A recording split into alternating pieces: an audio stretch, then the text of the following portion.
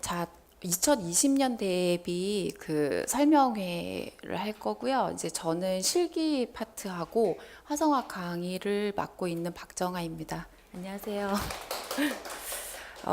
일단 지금 너무 오랜만에 처음 보는 분들을 봤더니 갑자기 새삼 쑥스럽고, 네, 지금 어찌할 바를 모르겠고, 약간 지금 제가 그런 상황이긴 해요. 왜냐면 오전에 한 1년 동안 봤던 분들을 계속 보고 수업을 했다가 오늘 지금 새로운 분들을 만나니까 조금 낯설기도 하고 설레기도 하고 일단 기분은 그러네요.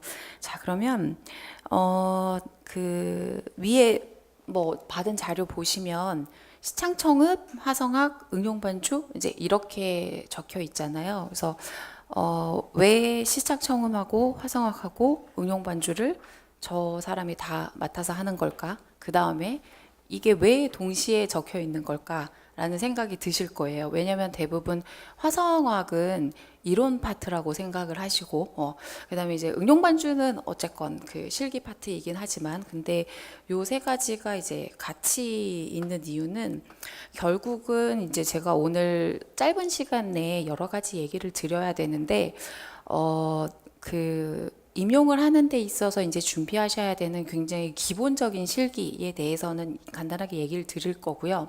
그리고 이제 그걸 바탕으로 선생님들이 하셔야 되는 부분은 그 카페에 들어가시면 그 합격 수기가 있는 게시판이 있어요. 그래서 이제 거기에 보면 그냥 모든 분들이 다 보시라고 제가 이제 공지사항에 한 몇 년치 실기에 대해서 올려놨거든요. 그래서 오늘 간단하게 설명을 들으시면 그 실기 내용을 이렇게 보시면 무슨 말인지 이제 조금 이해가 되실 거예요. 그래서 지금은 사실은 이 노량진에 어떤 떠들고 있는 용어들 익숙해지던 것도 뭐 응용반주니 범주범창이니 뭐 정반주니 이런 얘기들이 굉장히 많이 오고 가고 있잖아요. 그런데 그렇게 단어가 많은 이유는 우리나라 말과 영어와 한자를 섞어 쓰기 때문에 이제 그렇게 복잡한 거고, 결국은 모두 다 같은 얘기예요. 같은 얘기라서 이제 그 합격 수기에서 이제 어떤 과목을 시험을 치고 그다음에 그 시험의 난이도가 얼마나 높고 낮은지가 가장 궁금하실 거예요. 그래서 이제 그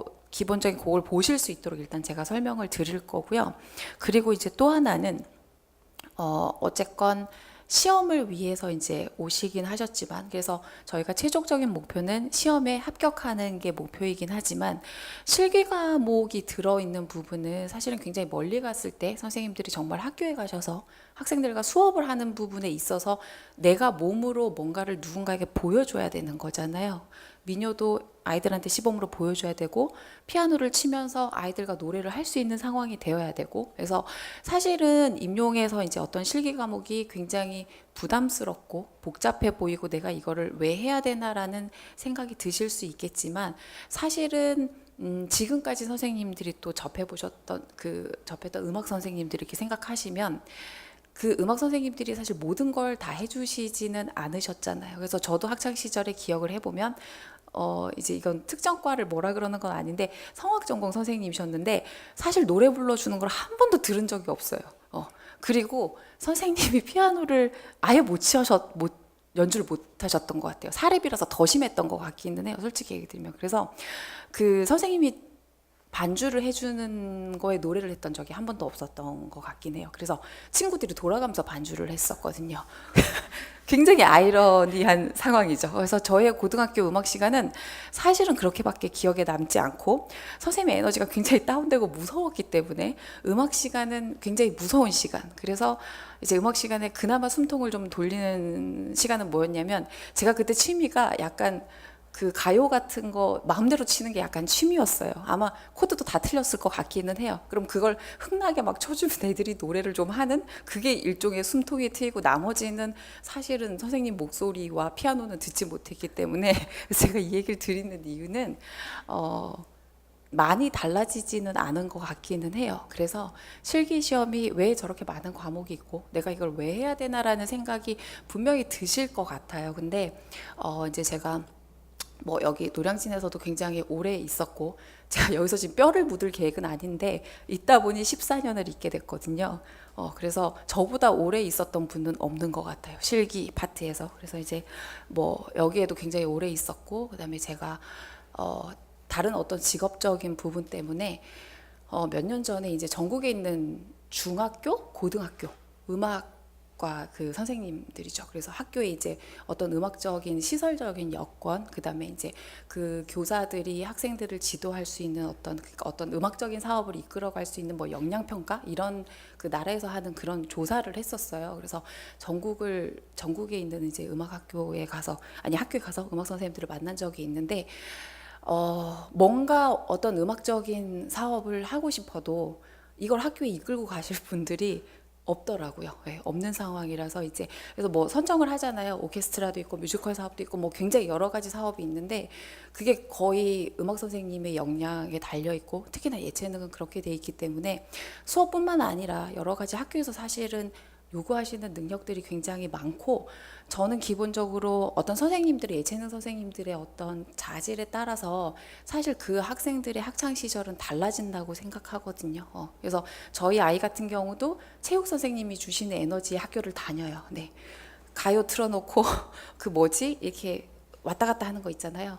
벽 짚고 저기까지 뛰었다가 또 벽 짚고 여기까지 그 전문 용어가 있는데 근데 그걸 선생님이 굉장히 즐겁게 해주시더라고요. 그래서 힘든 줄도 모르고 계속 하더라고요. 가요의 힘에 의해서. 그래서 근데 그걸 사실 힘들게 하려면 굉장히 힘들게도 할 수 있잖아요. 그래서 그 예체능에 관련된 선생님들은 사실 그런 부분들이 굉장히 많기 때문에 그래서 실기는 가셔서 직접적으로 시범을 보이셔야 되는 거고 사실 그러기 위해서는 내가 머릿속에 그냥 알고 있는 거하고 내가 몸에 익혀서 뭔가를 할 수 있는 단계는 굉장히 다르고요.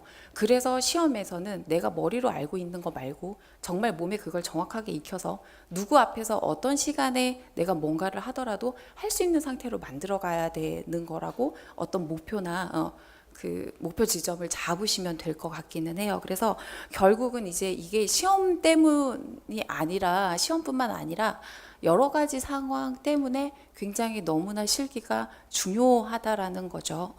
그 음악 시간에 무건 수업을 하실 수는 없는 상황이잖아요. 그죠? 그렇기 때문에 일단 실기는 굉장히 좀 중요하다고 일단 얘기를 드리고 싶고요. 일단 이제 간단하게 얘기를 시작을 할게요. 자, 제가 노량진에서 수업을 하면서 선생님들을 만나면서 가장 큰 일종의 문제라고 느꼈던 부분은 뭐냐면 이게 음악 파트, 다른 파트도 그렇긴 하겠지만 개인적인 역량이 너무 달라요. 그러니까 청음 같은 경우도 이따가 제가 문제를 받아 적자고 하면 너무 첫 만남부터 싫어하실 것 같아가지고 그냥 듣고 지나가는 걸로 일단 넘길 텐데 청음도 이제 저한테 처음에 얘기를 하실 때 예를 들어서 저는 아무것도 안 들려요. 들으실 수 있는데 아무것도 안 들려요라고 얘기를 하시는 분이 있고 저는 잘 들려요라 얘기하시는 분이 있어요. 그런데 잘 들린다고 얘기하는데도 그걸 이제 악보로 기보하는 데 있어서는 또 문제가 있는 분들이 있어요. 그죠? 그래서 구체적으로 들어가면 사실 어떤 개인적인 차가 굉장히 많고요. 그다음에 이제 피아노도 그럼 우리가 어릴 때 피아노를 바이엘 100번에서 그만뒀느냐? 그죠? 체르니 100번에서 체르니 30에서 체르니 40에서 근데 나는 체르니 40까지 됐는데 피아노를 반주를 못해요. 이런 상황도 있는 거잖아요. 그죠? 그래서 개인적인 차가 굉장히 크고요. 그 다음에 화성학 수업 같은 경우는 대부분 학부 기준으로 어떤 학교에서는 과에 따라서 진도를 다 나가지 않은 경우도 있어요. 그죠? 그리고 화성학을 정확하게 접하지 못하신 경우도 있고, 그 다음에 다 배웠으나 물리적으로 내가 그걸 써먹어야 되는데 그게 어디에 써먹냐면 사실은 선생님들은 분석할 때만 이제 써먹는다고 생각하지만 화성학을 배워서 가장 많이 써먹는 곳이 어딜까요? 네, 응용 반주예요. 그러니까 내가 피아노 전공자임에도 불구하고 저는 반주는 할 수 없어요. 코드가 없으면 반주를 할 수 없어요라고 얘기하시는 분들은 그건 어떻게 보면 당연한 거예요. 왜냐하면 그건 작곡가의 영역이거든요. 그러니까 멜로디에 내가 어떤 새로운 화성을 붙여야 되는 거잖아요. 그래서 다른 영역인데 지금까지 사람들이 그게 다른 영역이야 라고 얘기를 해주지 않았고 그 다음에 이제 그 영역을 그럼 하기 위해서는 내가 작곡가처럼 곡을 써야 되느냐? 그건 아니고 작곡가 학생들이 이제 작곡가에 입학을 하기 위해서 하는 기본적인 입시 과목을 생각을 해보시면 이게 필요한 거구나라는 생각이 드실 거예요. 그래서 그 기초에 그럼 작곡가 학생들이 제일 먼저 작곡을 배울 때 하기 시작하는 게 시창청음하고 그래서 그건 기보고요. 그 다음에 화성학이에요. 그래서 화성학은 내가 그 멜로디에 맞게 화성을 선택해야 되는 거죠. 그 다음에 창작의 영역이에요. 그래서 선생님들에게 요구하는 영역은 창작의 영역이 가기 전까지, 그 전까지 임용해서 사실은 요구를 하는 거죠. 그렇기 때문에 사실 작곡 전공이 아닌 분들은 이거 자체가 너무 생소하고 부담스럽고, 그 다음에 가장 많이 하신 질문, 내가 과연 이걸 해서 될까요? 라는 질문을 굉장히 많이 하세요. 근데 제가 내린 결론은 이제, 그래서 이제 얘기를 드리겠지만, 시창청음을 보면 저는 경기 지역, 충청 지역 이렇게 수업을 안 해요. 그 이유는 뭐냐면 얘기 드린 것처럼 개인적으로 상황이 다 달라요. 그래서 저희가 만약에 1년이라는 시기를 두고 준비를 했을 때 나는 1년을 해야 되는 사람일 수도 있고요. 나는 3개월을 해야 되는 사람일 수도 있고, 나는 6개월을 해야 되는 사람일 수도 있어요. 그죠? 다 다른 상황이에요. 그런데 제가 만약에 어떤 지역의 시험 난이도에 해당되는 문제만 계속 들려드린다면 그 난이도를 풀 수 있는 분들은 굉장히 소수로 정해져 있어요. 그러면 내가 그 문제를 풀지 못하는 경우는 어떻게 해야 되느냐? 그 문제를 계속 푼다고 청음은 되는 게 아니잖아요. 그죠? 그러니까 피아노에 빗대어서 얘기하자면 체르니 40번을 갑자기 치자고 하면 바이엘 100번을 치던 사람들은 칠 수가 없어요. 그죠? 그러면 그 중간에 바이엘, 체르니 그 중간 과정이 다 필요한 거죠. 그 과정을 거쳐야 되는 거고, 그래서 시창청음에서 제가 1단계, 2단계, 3단계, 4단계 이렇게 얘기를 하는 이유는 그 과정이 필요하다는 얘기고, 내가 그 필요한 과정에 맞춰서 일단 시작을 하시면 된다라는 얘기예요. 그래서 여기 이제 잠깐 보시면, 잠시만요. 자, 일단 시창청음부터 먼저 설명을 할게요. 임의로 일단 1, 2월, 3, 4, 5월, 6, 7, 8월, 9, 10월 이렇게 지금 정리가 되어 있고요. 그 다음에 조금 더 축소를 해볼게요. 그 다음에 보시면 지금 12월 여기 모의고사 반이라고 이렇게 되어 있어요. 시험이 예전에는 12월에 1차 시험이 생겼다가 11월 말로 당겨져 왔어요. 그래서 이제 그런 일정들이 조금씩 변하고 있고요. 그다음에 시험도 3차까지 있었다가 2차까지 있었다가 사실 계속 왔다 갔다 하고 있는 상황이긴 해요. 그래서 지금은 어쨌건 11월 말에 이론 시험을 치는 기준에 맞춰서 일단 제가 이제 선생님들이랑 그 진행을 하는 게 이제 1월부터 수업을 시작을 해요. 그래서 1단계는 쉽다는 의미겠죠. 어쨌건 기본적으로. 그 다음에 이제 2단계, 3단계, 4단계까지 진행을 하고 12월 지금 현재 하고 있는 수업은 모의고사반이에요. 그래서 단계에서 연관을 시키자면 3단계, 4단계를 다 해야지 모의고사반을 할 수가 있어요. 난이도가. 그래서 시험 이제 정말 응시하는 지역의 난이도에 맞춰서 수업을 진행을 하고 있고, 이때는 주 2회를 수업을 하고 있어요. 그전에는 주 1회씩 일단 수업을 하는데, 그러면 내가 1단계부터 해야 되는지 2단계부터 해야 되는지 3단계 어떻게 결정을 하느냐? 카페에 들어가시면 시창청음 게시판이 있어요. 거기 테스트 문제가 있어요. 그리고 아마 오늘 그 박성선 선생님이 프리스쿨 설명해 주셨을 거예요. 거기도 테스트 문제가 있을 거예요. 어디서든 테스트 문제를 풀고, 근데 그 음원을 듣고 푸실 때 너무 반복하시면 안 돼요. 그냥 그 음원에 나오는 만큼만 굉장히 그만큼 딱 풀고, 내가 쓴 만큼만 딱 보고 답안지를 딱 펼쳐서 어떻게 빨간 펜으로 틀린 거는 이렇게 쩍쩍쩍쩍쩍 표시를 하시면 돼요. 근데 표시를 하실 때 어떻게 하셔야 되냐면, 내가 음정이 틀린 건지 리듬이 틀린 건지 저한테 얘기를 듣기 전에 내가 스스로 알려면 그걸 확인하셔야 돼요. 위치가 틀린 건지. 지금 무슨 얘기인지 약간 가물가물하실 텐데, 음정과 리듬과 그 리듬이 마킹되어 있는, 기보되어 있는 위치가 다 맞아야 시창청음은 맞는 거죠. 그렇죠? 그래서 예를 들어서 내가 리듬은 들리는데 음정을 못 들어서 못 적었어. 그럼 결국은 그 세 가지 중에, 그러니까 음정이 나는 힘들어, 그 다음에 리듬이 힘들어, 이렇게 얘기를 하세요. 그 다음에 사실은 실질적인 큰 문제는 박자 카운팅의 선생님들이 제일 힘들어요. 근데 그건 훈련을 받아본 적이 없어서 사실은 생각을 못하고 계세요.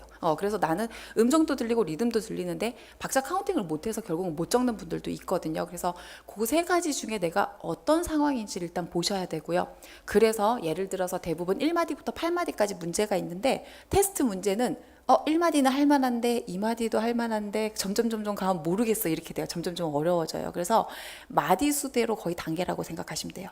1, 2마디가 1단계, 3, 4마디가 2단계, 뭐 5, 6마디가 3단계, 7, 8마디가 4단계 거의 이렇게 생각을 하셔도 되고요. 테스트 문제마다 조금씩 다르기는 해요. 그래서 일단 내가 답을 매겼는데 오답률이 너무 지극히 낮다. 그러면 대부분 1단계부터 시작을 하셔야 돼요. 그 다음에 청음 능력과 시창 능력이 일치하는 거는 어떻게 보면 조금 복인 거예요. 차라리. 근데 청음은 굉장히 다 들리는데 시창을 하자면 전혀 못 하시는 분들도 있어요. 근데 시창은 굉장히 잘하는데 청음을 못 한다. 이런 분은 사실 없어요. 그래서 그게 왜 그러냐면 시창이 늘어야 청음이 돼요. 그런데 시험 과목에 선생님들 직접적으로 보시면 시창이라고 적혀 있는 지역들이 몇 없어요. 그래서 시창을 안 하시고 그 다음에 지금까지 아마 시창청음 훈련을 받았을 때 그냥 듣는 훈련만 받으신 경우가 훨씬 더 많거든요. 근데 내가 하나를 들으려면 그거에 대한 3배 정도 노래를 하셔야 돼요. 그래서 제가 수업을 할 때 항상 저는 시창청음이 묶여 있어요. 그래서 처음에 1단계 수업에 오시면 적는 시간보다 부르는 시간이 더 많아요. 왜냐하면 음정을 부를 수 있어야 그 다음에 들을 수 있고 기보는 굉장히 한순간이에요. 그냥 하다 보면 사실 다 되거든요. 그래서 저한테 기보가 안 돼요 이렇게 얘기를 하신 분들은 제가 약간 그냥 듣고 흘려요. 그거는 좀 있으면 그냥 다 돼요. 그다음에 리듬이 안 들려요. 그것도 약간 듣고 흘려요. 왜냐하면 그거는 한 2달 들어서 못 듣는 사람 못 봤어요. 음정이 안 들려요. 네, 같이 슬퍼해드려요. 그거는 굉장히 심각한. 그리고 내가 상대인데 조성을 할 때마다 막 엄청나게 입조돼요. 그것도 같이 슬퍼해요. 왜냐하면 그게 가장 힘든 일 중에 하나거든요. 그래서 어쨌건 지금 대충 얘기 드린 것처럼 리듬은 사실은 훈련만 하면 정확한 방법으로 훈련하면 금방 정리가 될 수 있고요. 기보도 금방 정리가 될 수 있어요. 그래서 근데 저희가 1단계부터 이렇게 오랜 시간 하는 이유는 그 음정 때문이에요. 음정이라는 건 선율을 음에 맞게 이제 들어야 되는 거잖아요. 그래서 그것 때문에 이제 1단계부터 진행을 하는데 예를 들어서 나는 청음은 제가 그래서 선생님들이 테스트 문제 같은 거 보내주시면 거기 이제 진단을 해드리거든요. 근데 가장 좋은 거는 나는 청음은 3단계 정도인데 시창만 하면 음이 다 틀려. 그러면 어떻게 해야 될까요? 1단계부터 하셔야 돼요. 시창부터 끌어올려야지 그 다음에 청음이 정확하게 정리가 되기 때문에 그런 경우는 어느 일정 이상을 가면 대부분 듣지 못하시는 경우가 굉장히 많거든요. 그래서 일단은 이제 뭐 대부분 수업이 8주가 진행될 때도 있고 상황에 따라서 10주 정도 진행될 때가 있어요. 그래서 어떻게 생각하시면 되냐면 전공을 보통 일주일에 한 2번 정도 레슨을 받으시잖아요. 지금까지 모든 실기를 그렇게 하셨잖아요. 그죠? 근데 저희가 일주일에 2번씩 만나서 수업을 하긴 사실 물리적으로 굉장히 힘들어요. 그리고 그 1단계부터 시작하지만 그 안에서도 사실 개인차가 굉장히 많거든요. 그래서 제가 수업은 한 번을 진행을 하고 그래서 한 번 할 때 거의 2시간 반을 하는데 굉장히 하드하게 진행을 해요. 그 다음에 인터넷상이나 스마트폰으로 하실 수 있는 숙제를 내드려요. 그러면 이제 그게 한 번에 더 레슨 효과가 있는 거죠. 그래서 제가 보기에 어떤 실기에서 효과가 있으려면 일주일에 2번 정도는 사실 레슨을 받아야 돼요. 일주일에 한 번만 레슨 받아서는 그죠? 그땐 기억나는데 일주일 동안 지나고 나면 기억 하나도 안 나고 그런 상황이 돼버리잖아요. 그래서 이제 일주일에 2번씩 그러면 내가 1월 달부터 혹은 3월 달부터 뭐 6월 달부터 꾸준히 하는 상태가 되시면 시창청음은 맨 마지막에 될 수 있을까요? 라고 굉장히 많이 물어보세요. 근데 굉장히 그 모의고사반에 많은 분들이 오셔서 수업을 들으세요. 그러면 시창청음은 지금은 이제 믿어지지 않으시겠지만 나중에 이론보다 시창청음이 더 할만해요. 왜냐하면 이게 한 달 한 달 지나면 정말 들리는 기쁨이 있거든요. 이론은 한 달 한 달 지나면 더 모르실 거예요. 도대체 이거 뭐지? 이 상태가 될 거예요. 근데 시창청음은 하면 하신 만큼 늘어요. 그래서 근데 지금까지 제대로 된 훈련 방법으로 훈련을 못 받으셨기 때문에 저는 늘지 않은 거라고 생각을 해요.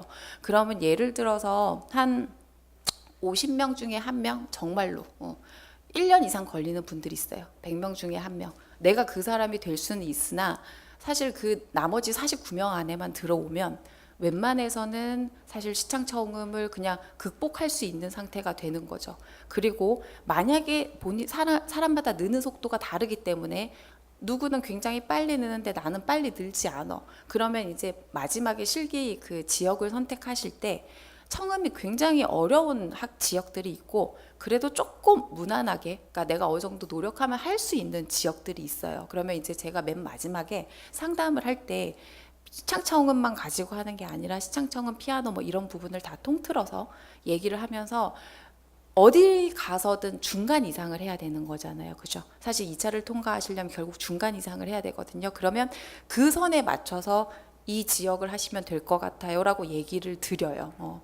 그래서 이제 그건 제가 선생님들을 꾸준히 지켜보고 그 장단점, 실기에 대한 모든 과목의 장단점이 사실 이제 파악된 상황에서 거의 10월쯤에 원서 쓰실 때 그렇게 얘기를 드리거든요. 그래서 단순하게 서울 경기가 너무 어려운데 내가 어떻게든 거기를 써야 되는 상태가 되면 정말 열심히 하셔야 돼요. 정말 열심히 하시면 웬만큼 그냥 70% 80%는 이룰 수 있는 만큼 가실 수 있어요. 근데 내가 아무리 해도 안 돼. 그러면 조금 시청 청음이 도저히 안 될 것 같으면 다른 지역을 갈 수 있으면 조금 낮은 지역을 선택해서 쓰시면 되는 거죠. 그래서 난이도는 이따가 별도로 다시 얘기를 해드릴게요. 그래서 시창청음은 시작도 하기 전에 포기하시는 분들이 굉장히 많아요. 근데 수업하면 생각보다 재밌어요.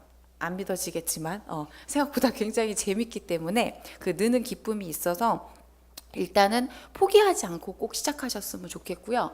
내가 1월에 시작해야 되는 사람인데 6월에 시작하게 됐어. 그러면 직강 단계는 못 따라오세요. 그러니까 오셔서 의미가 없는 시간이 되면 저는 오지 마시라고 얘기를 하거든요. 그렇다고 또 무섭다고 아예 안 오진 마시고요.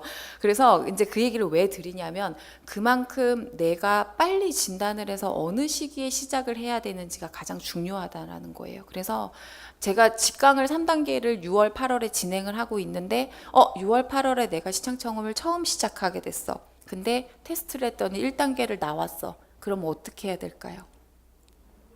인강으로 혼자 저를 그냥 만나셔야 돼요. 직강에 오셔서는 슬프지만 만날 수가 없어요.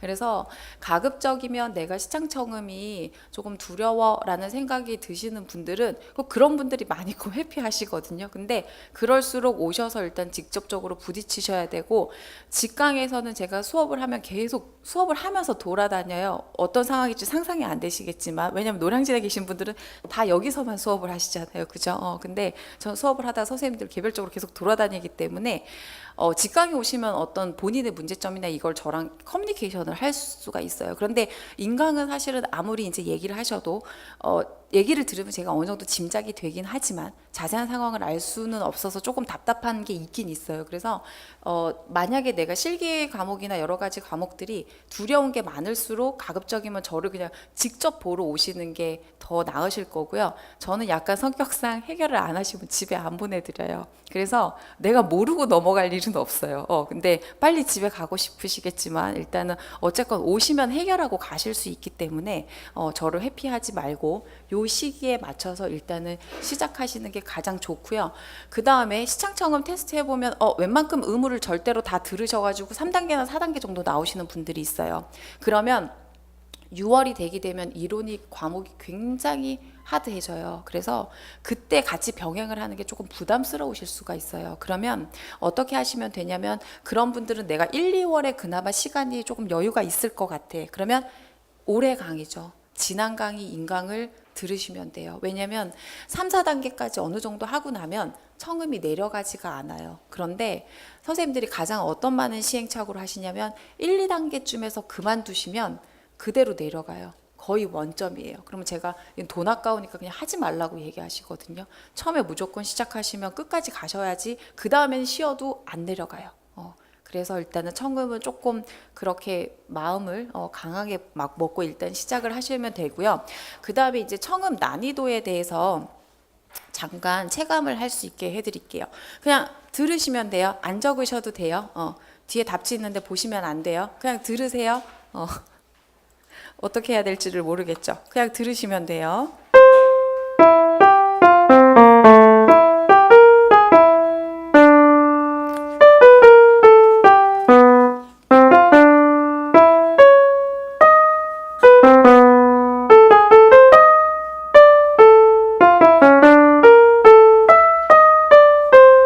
자, 이게 시험 난이도라고 생각하시면 돼요. 근데 지금 이게 템포 72거든요.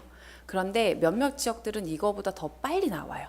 그러면 이거보다 사실 굉장히 더 빠른 속도로 진행이 될 거고요. 이 아무 반응 없음은 어떤 뜻인가요?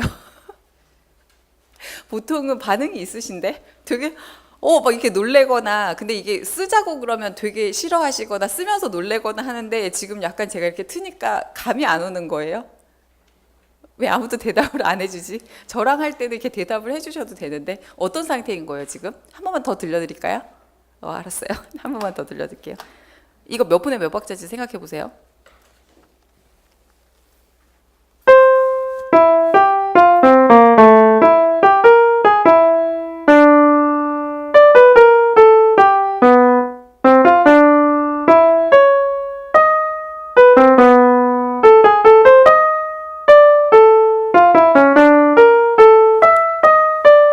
몇 분의 몇 박자게요?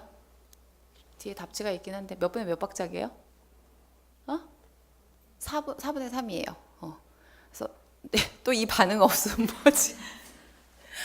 물어보고 싶은데 지금 시간이 없네. 이 반응 없으면 뭐지? 얘기해 주셔도 되는데 아무도 대답을 안 하시네. 알았어요. 저 혼자 얘기할게요. 자, 이게 예를 들어서 경기 정도 난이도라고 생각을 하시면 돼요. 경기 정도 난이도라고 생각하시면 되고요. 서울은 이거보다 템포가 빨리 나와요. 근데 한 가지 주의하셔야 되는 거는 뭐냐면 제가 여기에 14년 동안 있었다고 얘기를 드렸잖아요. 그죠? 선생님들이 실기는 특히 작년 후기를 굉장히 많이 찾아보세요. 근데 그게 의미가 없을 때가 있어요. 왜냐하면 청음이라는 거는 여기서 제가 템포만 조금만 더 올려도 정말 손대지 못할 만큼 어렵게 느껴질 수도 있고요. 이게 그리고 이제 항상 그 청음의 문제 난이도를 판가름하실 때 임시표가 몇 개 나왔냐거든요. 근데 제가 청음 문제를 만들 때 임시표 안 쓰고도 정말 어렵게도 만들 수 있어요. 근데 보통 이제 기준이 임시표 몇 개 나왔고 얼마나 빨랐고 이제 이런 게 기준이시긴 한데 이 얘기를 드리는 이유는 이제 뭐 서울, 인천, 경기 이런 지역들은 어려워요. 대구도 어려워요. 사실 어려운 지역들이 훨씬 많아요. 그래서 이렇게 어려운 것까지 청음을 해야 되나 싶을 정도로 사실 청음은 굉장히 난이도가 높아요. 그리고 예전에는 그럼 이제 나는 청음이 없는 지역을 시험 쳐야지 이러신 분들 계실 거예요. 그죠? 근데 안타깝게 청음이 없는 지역이 이제 거의 없어요.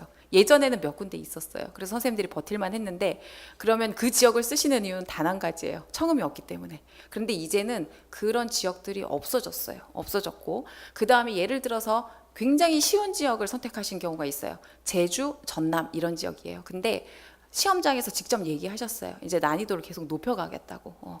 그래서 지역들마다 변수가 굉장히 많아요. 그래서 나중에 그러니까 제가 항상 얘기드리지만 1월에 본인이 지금 시험 지역을 생각을 하시겠지만 그대로 이루어지는 경우가 정말 드물어요. 그렇기 때문에 제가 계속 강조 드리는 거는 굉장히 넓은 수준으로 준비를 해 놓으셔야 된다는 거예요. 그리고 그런 난이도가 조금 쉬운 지역들은 마디 채점을 해요. 마디 채점을 하면 어떤 상황이 생길까요?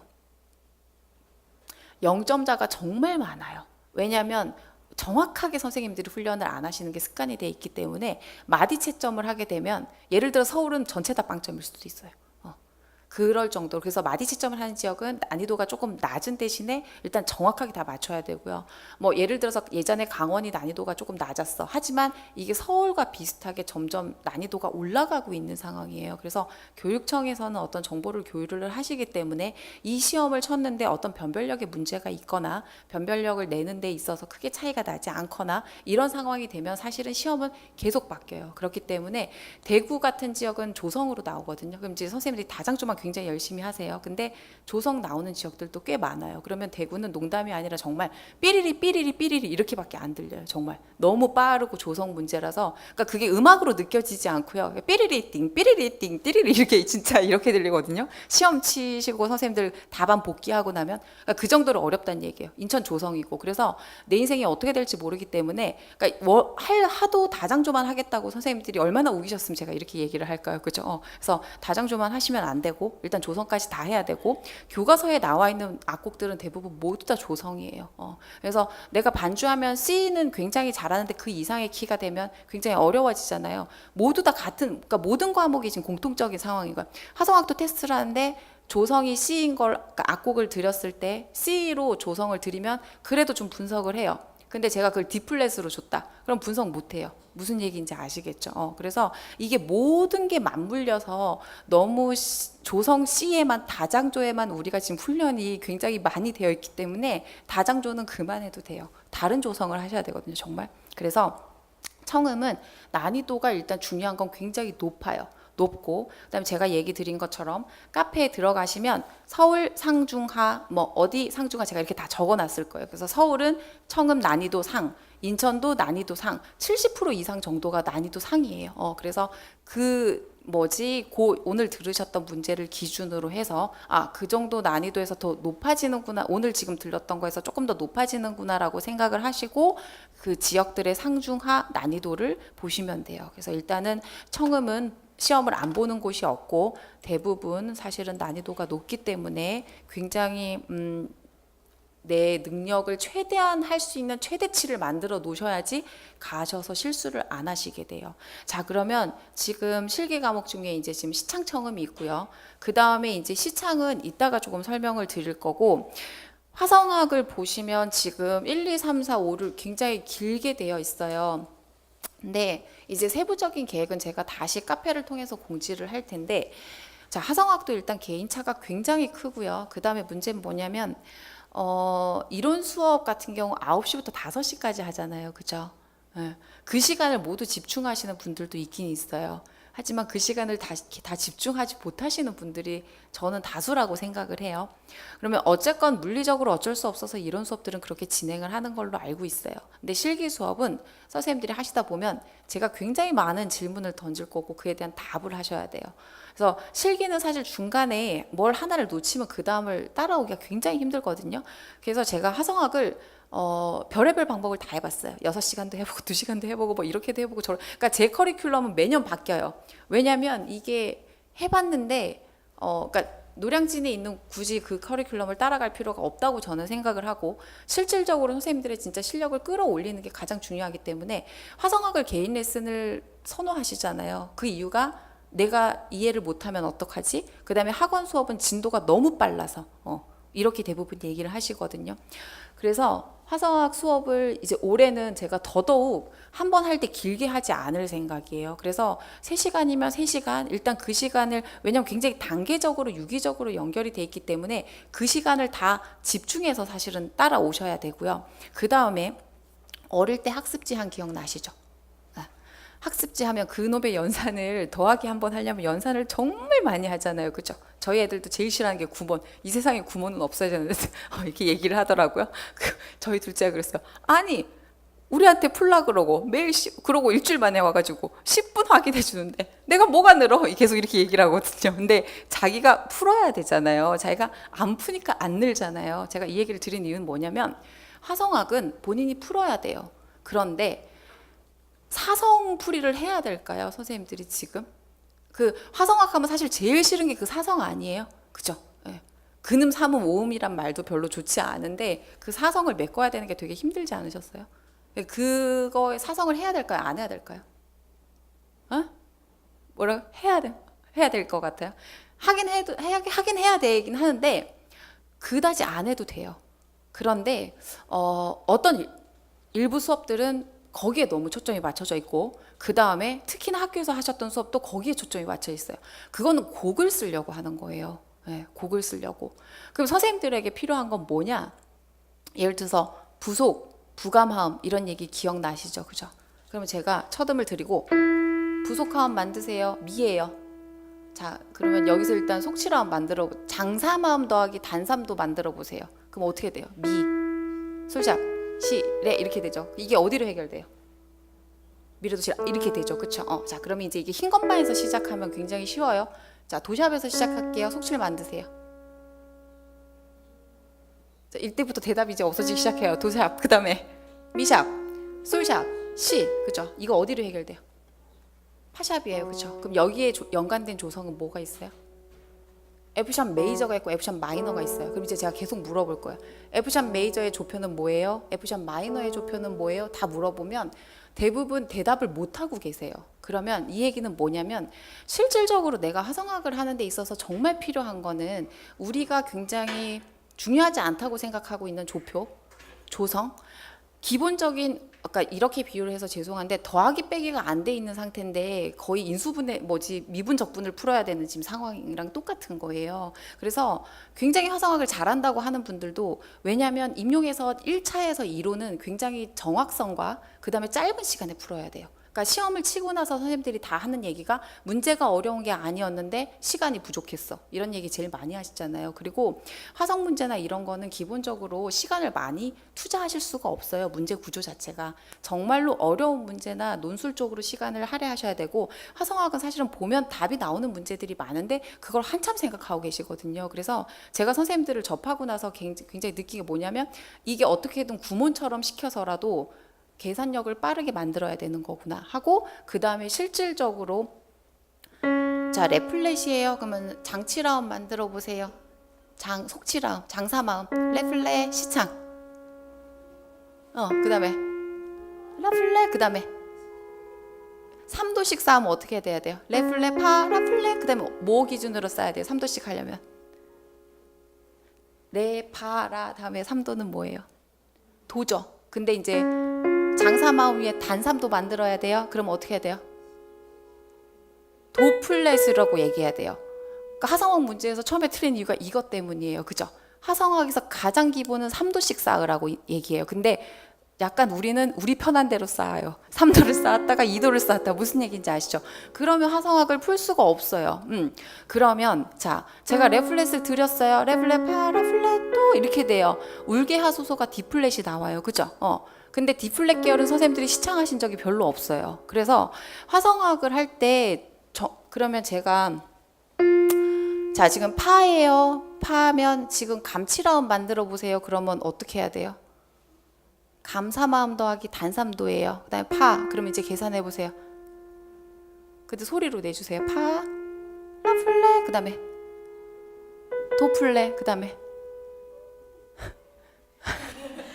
세상에 도 위의 음은 불러본 적이 없죠. 12월이 되면 파까지 이렇게 다 불러요. 자, 파, 라플렛, 도플렛, 그 다음에 어떻게 돼요? 미 더블 플랫이에요. 무슨 얘기인지 아시겠어요? 감치를 쌓으면 그러면 이걸 계산하실 수 있어야 되고요. 부를 수 있어야 되고요. 그 다음이 듣는 거예요. 그리고 이 화음의 성질을, 기능적인 성질을 알아야지 화성학에 써먹으실 수가 있어요. 근데 화성학도 계속 사성만 푸셨을 거예요. 사성은 가장 마지막 단계예요. 그리고 간혹 5, 6년에 한 번씩 작곡적인 부분을 요하는 화성학 문제가 나오기는 해요. 하지만 그걸 사성을 채워라는 나오지 않아요.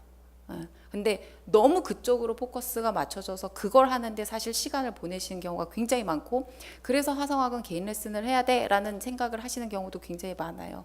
근데 제가 하는 화성학 수업의 가장 큰 특징은 뭐냐면 정말 쉬워요. 선생님들이 안 믿으시겠지만 화성학 수업을 하고 나면 제가 이런 얘기하기 되게 굉장히 오글거리는데, 화성학이 이렇게 재밌는지 몰랐어요 라는 얘기를 하세요. 그리고 아무도 안 믿는군. 자, 그 다음에 화성학이 정말 쉬워요 라는 얘기를 하세요.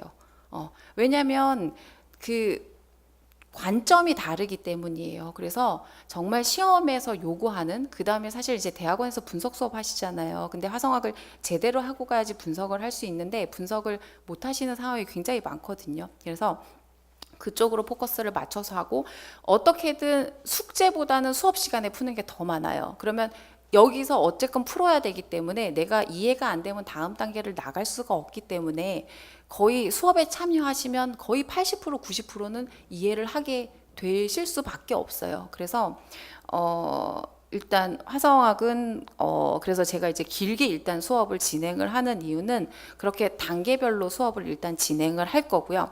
그 다음에 1차 시험에서 화성학에서 가장 중요한 부분은 굉장히 빠르게 정확하게 푸셔야 된다라는 거예요. 자, 그 다음에 이제 응용 반주로 넘어가 볼게요.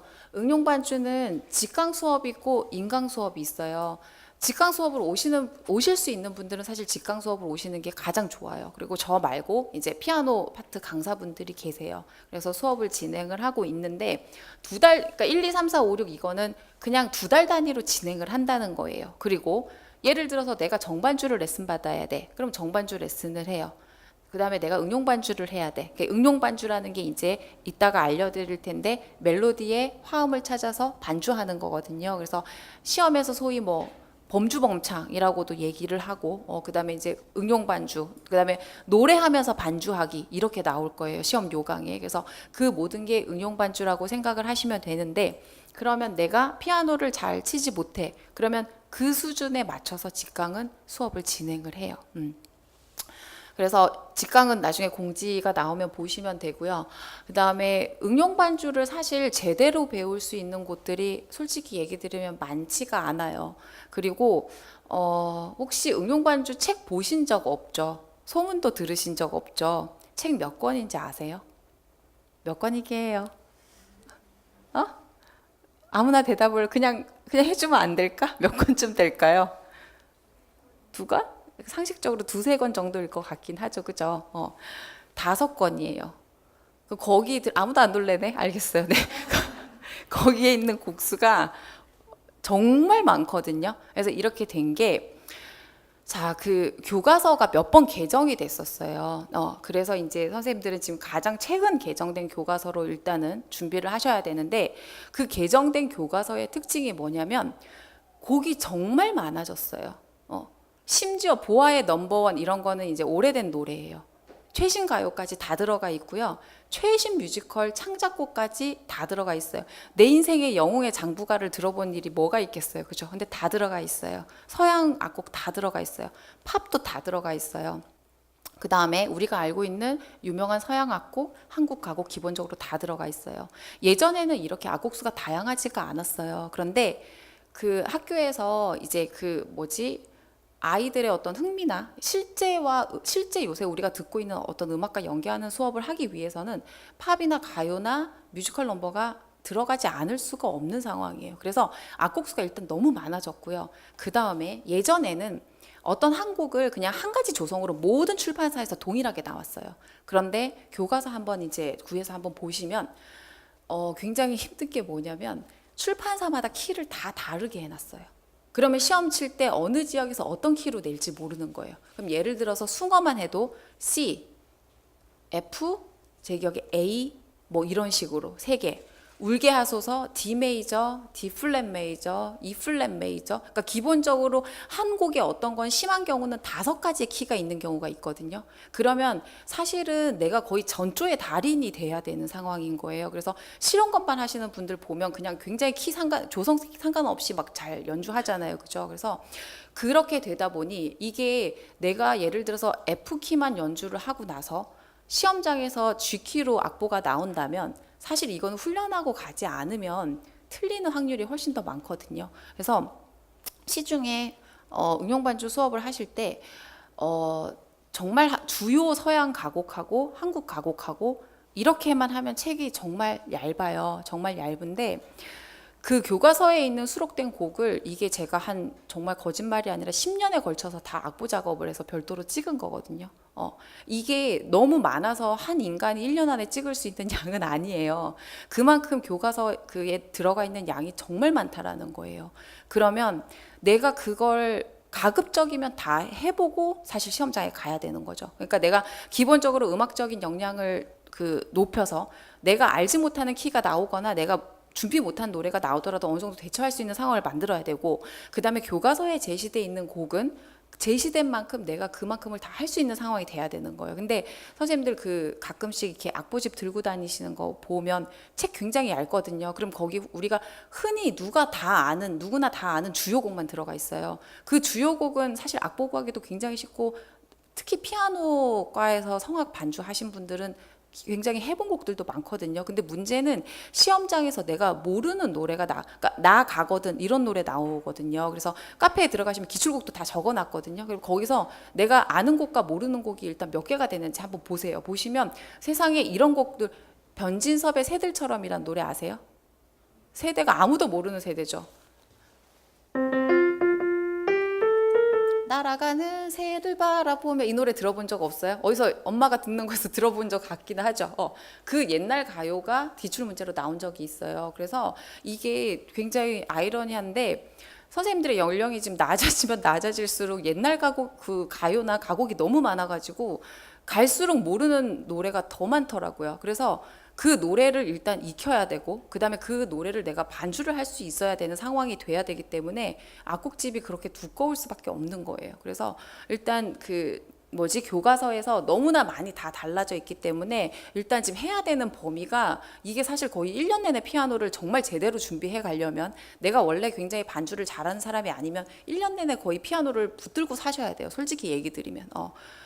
그래서 그런 상황이고, 그 다음에 이제 인강을 설명을 드리면, 인강은 제가 이걸 매년 찍지 않아요. 양이 너무 많아서 제가 이거 몇 년 동안 찍은 거거든요. 그래서 다시 찍을 수가 없는 상황이고, 교과서에 새로 그 곡이 그 개정될 때마다 추가될 때마다 사실 이제 제가 계속 업데이트를 시켜 놓는 상황인데, 보시면 그래서 이건 시기와 상관없이 1년 내내 항상 열려 있는 강의고요. 1단계는 C 메이저 A 마이너, 보시면 2단계는 F G D 마이너, 3단계는 D B 플랫 이렇게 해서 조성으로 나눠져 있어요. 그래서 조표가 작은 그 개수가 작은 곡부터 시작해서 이제 난이도가 올라간다고 생각하시면 되고요. 중학교 교과서에 가장 많은 조성이 C, F, G예요. 예전에 그랬어요. 그 다음에 고등학교는 어떻게 될까요? 대부분 D나 B 플랫, E 플랫 메이저 이상이고요. 그 다음에 D 플랫까지 일단 다 수록돼 있거든요. 그래서 요거는 이제 단계별로 하시면 되고, 중간에 4단계라고 창작곡이라고 되어 있어요. 이건 무슨 얘기냐면 경북이나 울산이나 경남이나 창작곡 응용 반주를 시험을 보는 지역들이 있어요. 그러면 그거는 창작곡은 뭘까요? 내가 지금까지 들어보지 못한 곡인 거죠. 그러니까 그날 당일 제시되는 악보를 보고 반주하면서 노래하시면서 코드를 붙이셔야 되는 거예요. 그러면 창작곡은 내가 그럼 어떻게 준비해야 되느냐? 굉장히 막연할 수가 있잖아요. 그죠? 창작곡을 준비하기 위해서는 교과서에 있는 곡들을 연습을 하시면 돼요. 그래서 직강에서도 저희가 선생님들을 훈련을 할 때 일단 쉬운 조성부터 시작해가지고 5권까지 끝을 내요. 끝을 내고, 그 다음에 보통 10월달 정도 되면 내가 이제 어느 지역을 쓰느냐에 따라서 창작곡으로 전환을 해야 되느냐, 아니면 더 어려운 곡으로 심화를 들어가야 되느냐는 그 상황이 나눠지게 되거든요. 그러면 그 이후에 12월에 창작곡을 하시면 돼요. 왜 그러냐면 이 창작곡이 결국은 교과서에서 나왔던 그 어떤 형식을 가지고 오고, 교과서곡에 가장 많이 나오고 있는 전조의 형태를 가지고 오고, 교과서에서 가장 많이 쓰는 화성을 사용을 해요. 해서 새로운 노래로 만들 뿐이에요. 그렇기 때문에 교과서에 있는 여러 가지 포맷들을 준비를 하시다 보면 자연스럽게 창작곡은 준비가 돼요. 근데 이제 마지막에 이 지역을 시험 보시는 분들을 위해서 일단은 4단계는 창작곡으로 되어 있고, 나머지는 E 플랫 이상의 일단 조성으로 되어 있어요. 여기까지는 조금 이해가 되세요? 굉장히 쉬어야 될 것 같은 얼굴 표정인데 어떻게 해야 되는지 심히 고민이 되네. 일단 빨리 얘기를 해볼게요. 그 다음에 이제 여기 보시면 그 다음 칸에, 자, 이게 되게 이걸 크게 확대를 해볼게요. 무슨 의미일까라는 생각이 드실 거예요. 자, 무슨 시창청음이라고 되어 있고 화성학하고 응용반주라고 이렇게 이게 지금 같이 묶여져 있어요. 그죠? 자, 시창을 할 때 시험 과목과 연관돼 있어요. 악곡이라고 하면 대부분 교과서 악곡을 얘기를 하는 거예요. 그래서 지금 선생님들 뒷페이지에 보시면, 자, 페이지를 넘기시면 울게 하소서 보이죠? 악보 몇 개 넘기시면 울게 하소서가 나올 거예요. 울게 하소서 찾으셨어요? 네. 자, 그러면 이제 이거 악곡 시창을 하자고 하면 싫어하실 것 같아서 안 하겠어요. 네. 그러면 이게 이제 교과서 악곡이에요. 그러면 서울에서 시험을 칠 때 어떻게 하느냐? 첫음을 눌러요. 조금만 불러보실래요? 시작.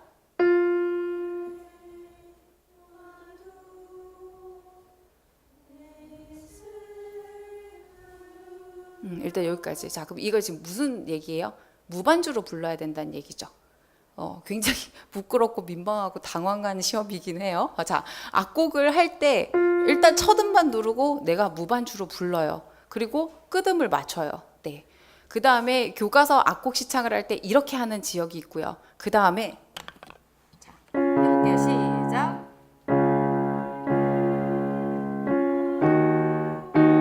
이런 식으로 내가 반주하면서 노래 불러야 돼요. 이렇게 악곡 시창을 하는 경우가 있어요.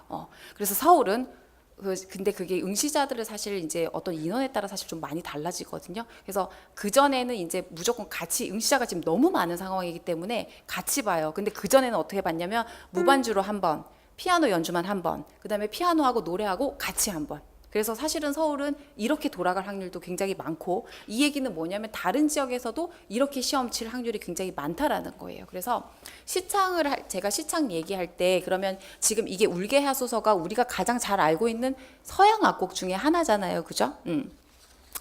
그 다음에 페이지를 좀 넘기시면 산유화라고 있을 거예요. 산유화. 산유화. 자, 그러면 4분의 3박자인데요. 제가 카운트를 드릴게요. 이거 노래 한번 불러볼게요. 하나, 둘, 셋, 하나.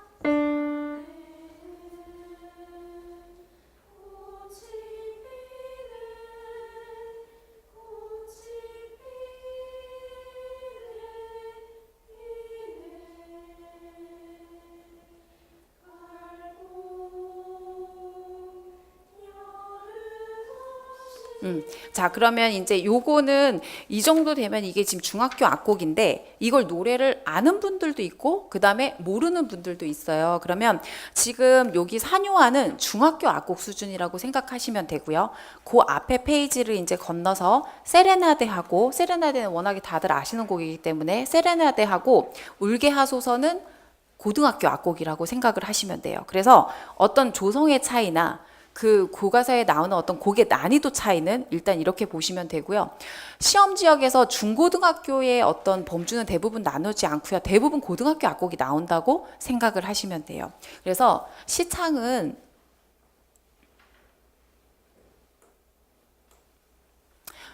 악곡 시창이 이게 악곡 시창이라고 생각하시면 되고요. 그 다음에 이제 시창 초견이라고 되어 있어요. 그죠? 그래서 초견이라고 되어 있는 시창은 뭐라고 생각하시면 되냐면요. 시창이라고 딱 나와 있는 거 있죠. 시창 1 찾으셨어요? B 플랫 돼 있는 거.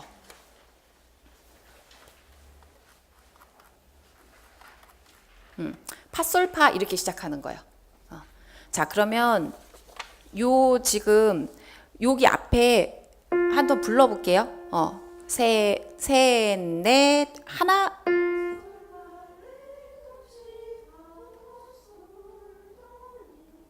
계속 부르셔야 돼요.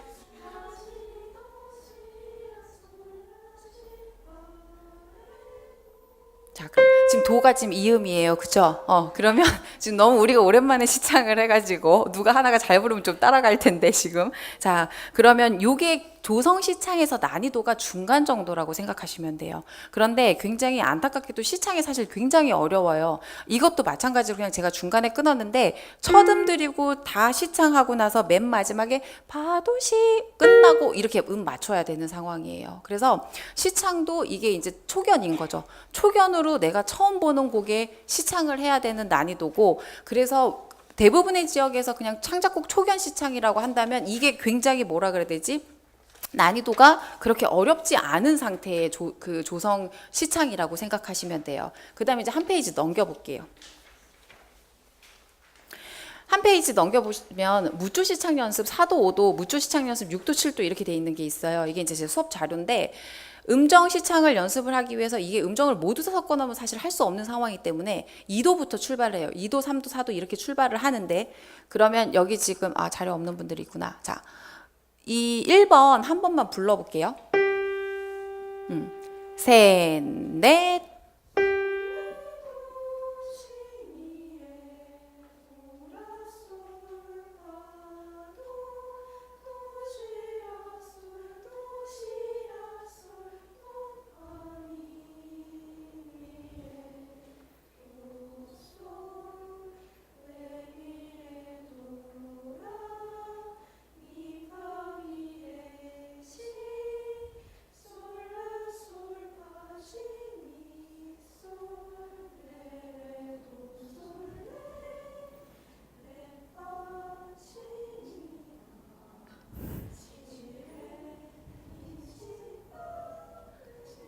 해야 돼요.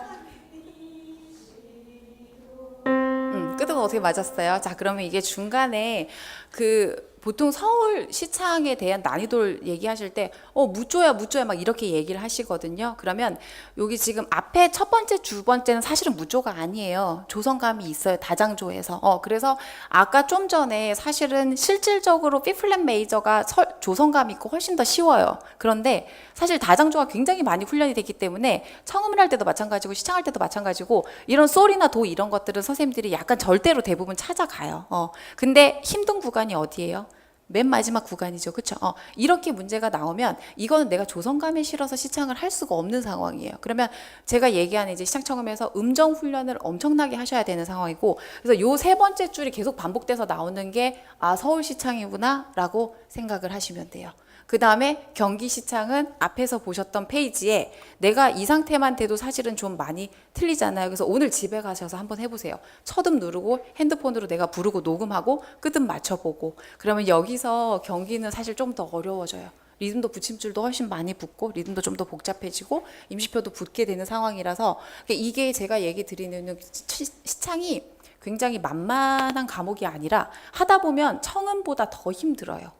청음은 귀로 들으면 되는데 시창은 내가 몸으로 컨트롤해야 되는 거기 때문에 사실은 실질적으로 더 어려운 부분 중에 하나예요. 그래서 시창 무조라고 한 거는 지금 페이지 일단 저랑 불러보셨던 거 연관하셔가지고 이제 집에 가셔서 아까 밑에 문제 하나 더 있었잖아요. 그죠? 그렇게 차근차근 일단 불러보시면 되고요. 그 다음에 청음은 제가 훈련을 할 때 리듬, 음정, 선율 당연히 하고요. 그 다음에 화성 이렇게 나눠서 진행을 해요. 그 이유는 시험에서 뭐 화성청음이 있는 지역들도 있긴 있어요. 그런데 그 문제가 아니라 일단 리듬 따로 음정 따로, 그러면 음정이라는 건 아까 불렀던 무조시창과 비슷하다고 생각하시면 돼요. 이렇게 분리를 해서 훈련을 해야지 내가 리듬이 문제인지 내가 음정이 문제인지를 알 수가 있게 되고요. 그 다음에 여기서 화성이라고 얘기하는 부분은 옆에 화성학과 굉장히 연관이 있는 상황이에요. 그래서 화성은 내가 소리를, 그러니까 청음을 하지 않지만 결국은 이게 화성은 어디로 연관되냐면 내가 응용 반주를 할 때 화성을 선택하는 어떤 센스, 능력으로 연관이 되기 때문에 내가 이게 장삼이고 이게 단삼이고 아까 속칠이고 이런 걸 했었잖아요. 그죠? 이 성질에 대한 어떤 기본적인 음악적인 그 능력을 가지고 있지 않으면 사실 그래서 실질적으로 응용 반주를 하는 게 굉장히 힘들어지는 상황이거든요. 그래서 화성도 시창청음 시간에 아마 제가 음정을 굉장히 많이 물어볼 거고 화성의 성질도 굉장히 많이 물어볼 거예요. 그래서 화성학에서 가면 제가 지금 음정부터 적어놨죠. 선생님들 음정 테스트 해보면 자, 두 가지 경우예요. 음정은 찾을 수 있는데 시간이 굉장히 많이 걸려. 그 다음에 풀 수 있는데 실수했네, 여기도 실수했네, 여기도 실수했는데 이렇게 되는 경우. 그래서 기본적으로 내가 화성학을 굉장히 많이 알아라고 얘기하시지만 사실 음정 테스트부터 해보면 틀리는 경우가 굉장히 많고요. 그 다음에 내가 계산은 할 수 있어요. 그러면 제가 미플랫이에요, 단삼도 올리면 어떻게 돼요? 미플랫에서 단삼도 올리면 솔플랫이죠. 그러면 지금 하신 것처럼 이제 제가 피아노를 치니까 막 이제 소리를 내기 시작하시잖아요. 그죠? 이렇게 음정으로 낼 수 있어야 돼요. 그래서 이게 음정이 기본적으로 내가 악보에서 계산하는 거, 그 다음에 부르는 거, 그 다음에 듣는 거까지 다 이어져야 되고 그게 화성학으로 고스란히 가야 되는 거죠. 그 다음에 화음도 마찬가지예요. 화음은 종류가 뭐가 있어요? 기억나세요? 장사마음, 단사마음, 증사마음, 감사마음, 이게 가장 기본이잖아요. 그죠? 그러면 제가 어떤 음을 들었을 때 장사마음 만들어 보세요. 그럼 미플랫부터 어떻게 돼요? 미플랫? 이렇게 되죠. 단사마음. 이렇게 되죠. 감사마음. 음이름을 얘기 안 하기 시작했다. 미플랫, 솔플랫, 그 다음 어떻게 돼요? C 더블 플랫이에요. 그럼 이게 굉장히 멀티가 돼야 되는 게 머릿속으로 음정 계산을 할 수 있어야 되고요. 내가 입으로는 음정을 부를 수 있어야 되고, 근데 이 화음까지가 정말 화성학을 하는데 굉장히 기본이에요. 근데 이 테스트를 해보면 안 되시는 분들이 너무너무 많아요. 정말.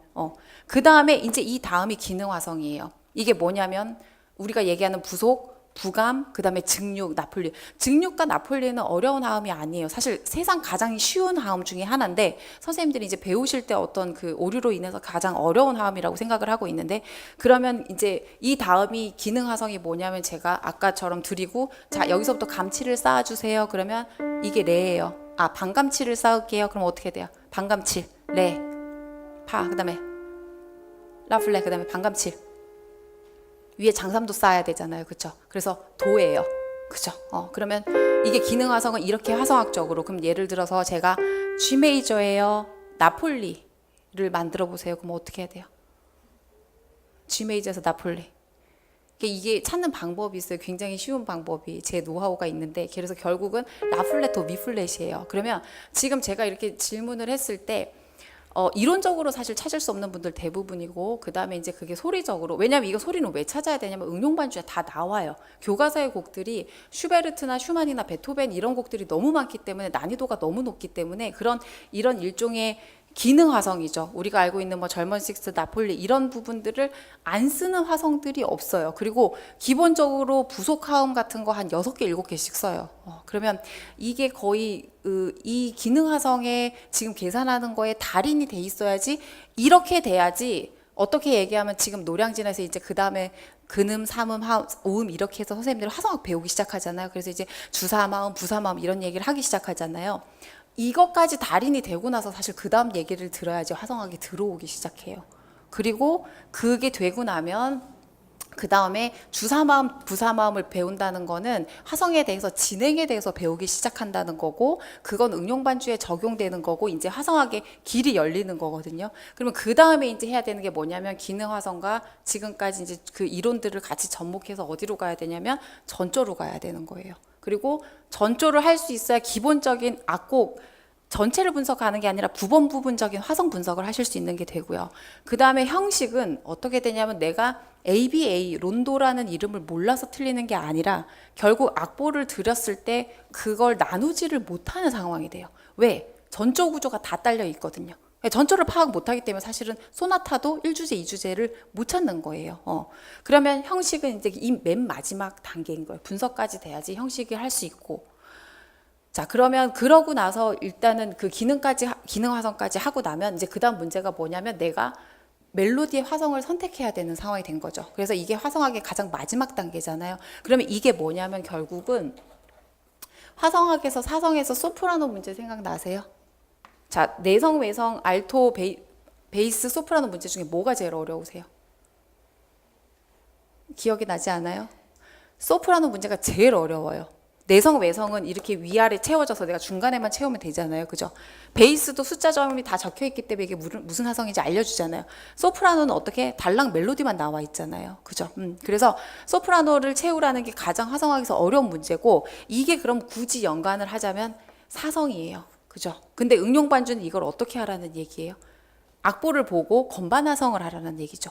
내가 그걸 즉흥으로 이제 그러니까 화성을 선택을 해서 연주를 하라는 얘기가 되는 거죠. 그래서 제가 화성학 맨 끝에 응용 반주를 넣어둔 이유가 이것 때문이에요. 그래서 화성학과 응용 반주를 별개로 떼어서 생각을 할 수가 없고요. 그 다음에 이제 제가 얘기 드린 것처럼 화성학 수업을 할 때 응용 반주를 할 수 있는 어떤 기본적인 실기를 할 수 있는 상황을 계속 만들면서 화성학 수업을 해야지 선생님들이 1차가 끝나고 2차가 결국 실기 시험이기 때문에 응용 반주로 연관이 되는데 1차를 위해서 정말 이론만 달달달달달달 이렇게 하시는 상황이 되면 그게 2차에 가서 거의 써먹을 수 없는 상태가 되고 화성학 문제가 심화가 돼서 작곡적인 어떤 능력을 요구하는 문제가 나왔을 때는 더 하시기 어려운 상태가 된다는 거죠. 그래서 화성학이랑 응용반주는 일단은 무조건 같이 연계해서 수업을 하셔야 되고 화성학을 어느 정도 부족하지는 이해를 하셔야지 응용반주를 하실 수 있는 단계가 되세요.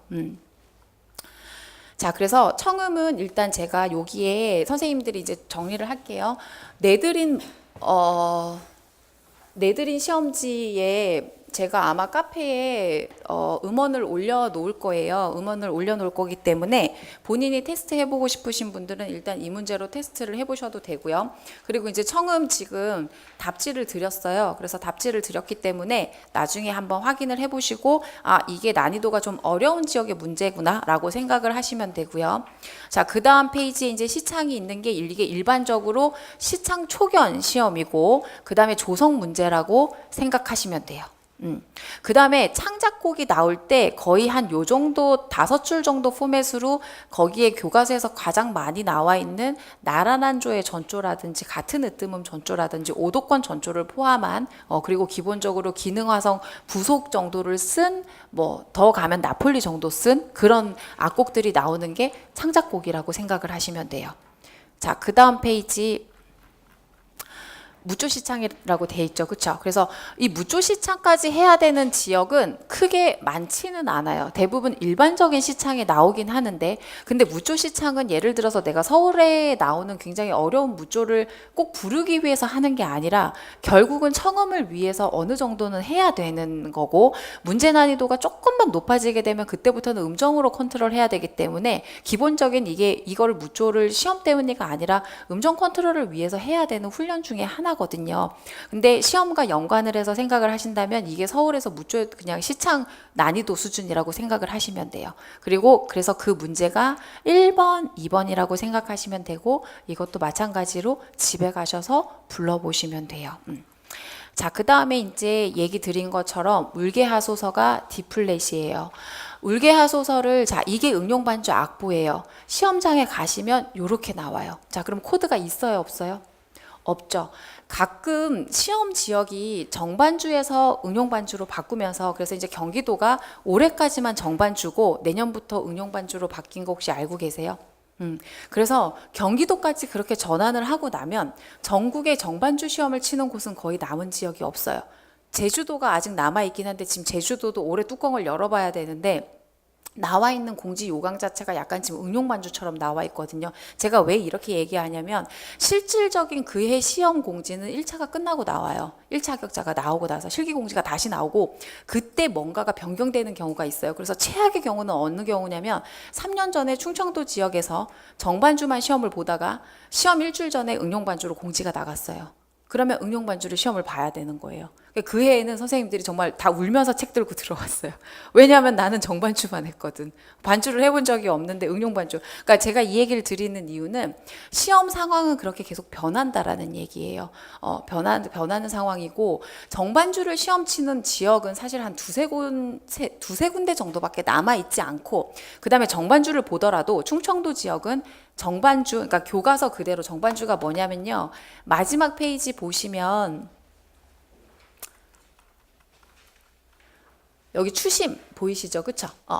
자, 추심이 작년인가 경기도 기출 문제였어요. 그러면 이제 이거를 어떻게 해야 되느냐? 원템포로 음악성을 살려서 치는 게 가장 중요한 포커스고요.